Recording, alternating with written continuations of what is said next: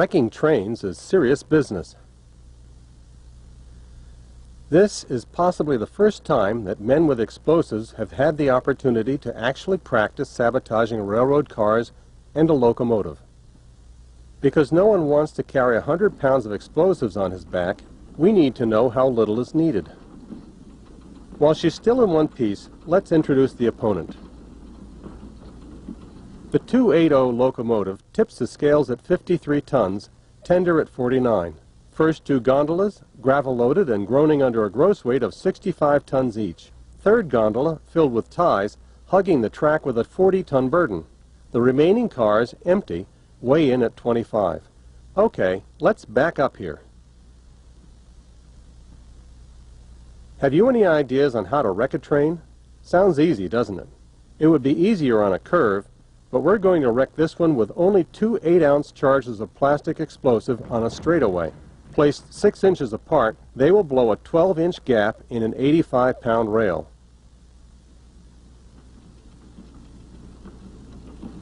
That's strange. Nothing happened.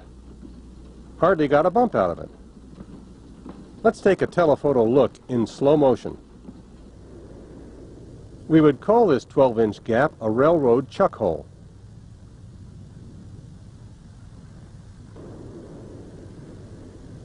But not a trap for wrecking trains. Evidently we didn't place the charges far enough apart. This time we'll blow out 2 8-inch gaps and leave a sleeper in between 20 inches long. When 350 tons of rolling freight crashes into this, look out. The locomotive has no steam. She gets a good shove by a pusher engine and coasts down the straight section of the track towards the gap, where something's gone wrong again. The tie under the 20-inch section gives a little, but it won't let go of the rail. The empty cars wobbled, but did not derail.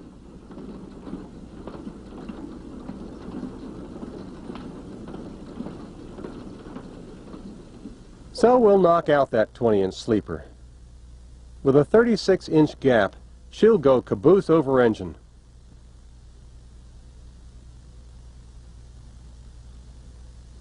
The engine's pilot wheels are only 30 inches in diameter. When they drop off the track, the driving wheels should drop off also.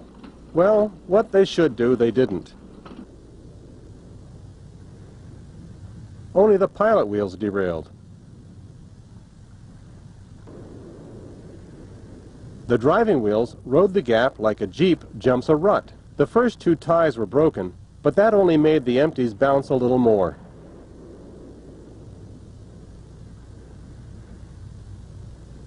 The 36-inch gap should have done the trick, but what we really need is a gap in both rails. So we'll take a 30-inch section from each track. The 2 gaps are exactly opposite, and there won't be the tendency of one wheel keeping the other headed back for the rail. Keep your eye on the gaps. That's where she'll wreck. Another dud. Wait a minute.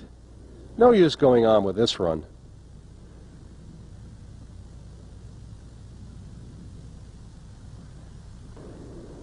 Not one single wheel derailed, not even the pilot wheels.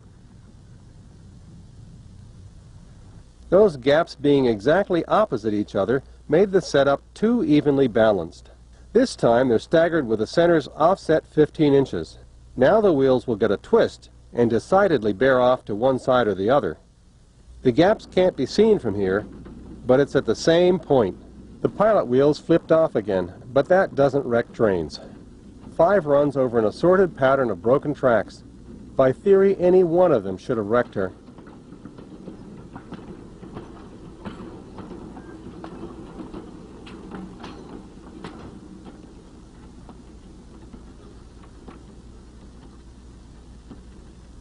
But there's one fact that we positively know. No train can float over a 58-inch gap. The pilot wheels are 30 inches in diameter, and the driving wheels are 50. Trains run on tracks, not ties. That's simple deduction, with the kind of logic that makes for good train wrecking. This time we'll give our stubborn customer an extra wide berth. She'll hit that open space at 26 miles an hour, and when she does, Nothing happens to the engine. Tender, first, second, third, fourth. Ah, now we're getting somewhere. Let's take a closer look at that. Running light, the wheels bounced right off the track, but those are the empties. The loaded cars are still on the track. These cars really hang together.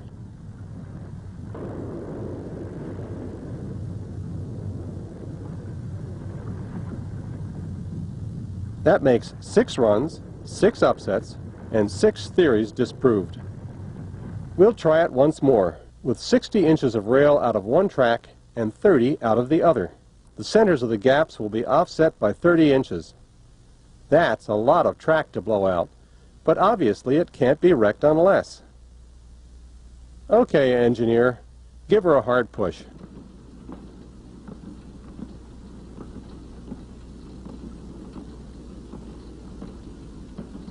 Here she comes, and there go the cars.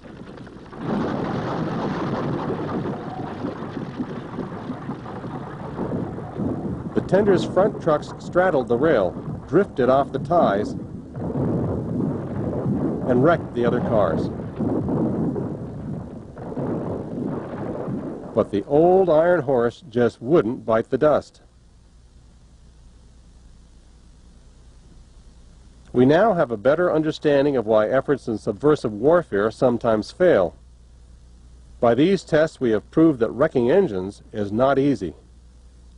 To minimize the uncertainties of success in the field, the Office of Strategic Services intends to continue experimental operation.